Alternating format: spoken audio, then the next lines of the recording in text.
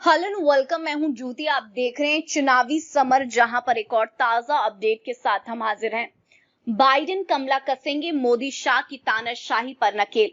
भारत के बेहतर भविष्य और सीएए और एनआरसी के अंत के लिए बाइडेन और कमला की जोड़ी है बेस्ट।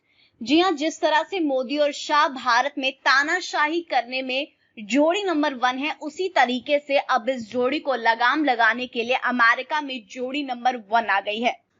दरअसल अमेरिका में दो ऐसे लोग सत्ता में हैं जिन्हें भारत की जनता से बहुत ज्यादा प्यार है।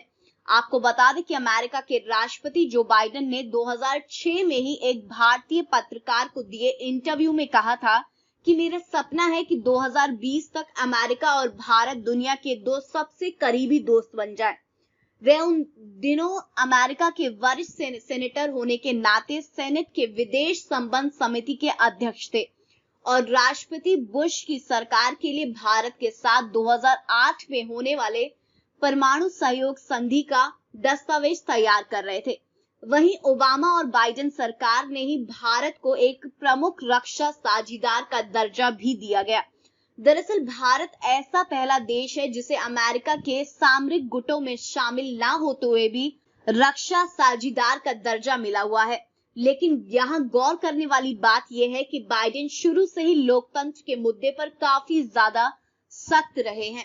यानी कि अगर भारत में लोकतंत्र का हनन हुआ तो वो इस मुद्दे पर केंद्र सरकार को सबसे ज्यादा सख्त संदेश बाइडेन से ही मिलने की उम्मीद है। दूसरी ओर बात कमला हैरिस की करें तो अमेरिका के सबसे बड़े राज्य कैलिफोर्निया की सेनेटर बनने से पहले कमला हैरिस उस राज्य की महाधिवक्ता रही हैं और मानवाधिकारों के लिए लड़ना और खुलकर बोलना उनके स्वभाव में रहा है। इसलिए उन्होंने भारत के नागरिकता संशोधन कानून के खिलाफ हुए प्रदर्शनों के दौरान भी मोदी सरकार की मानवाधिकार और अल्पसंख्यक विरोधी नीतियों की निंदा की थी।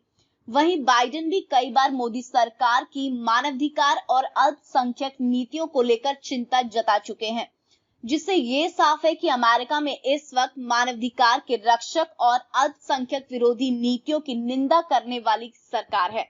जाहिर सी बात है कि मोदी और शाह को बाइडेन और कमला हैरिस का ये तेवर जो है वो भारी पड़ सकता है।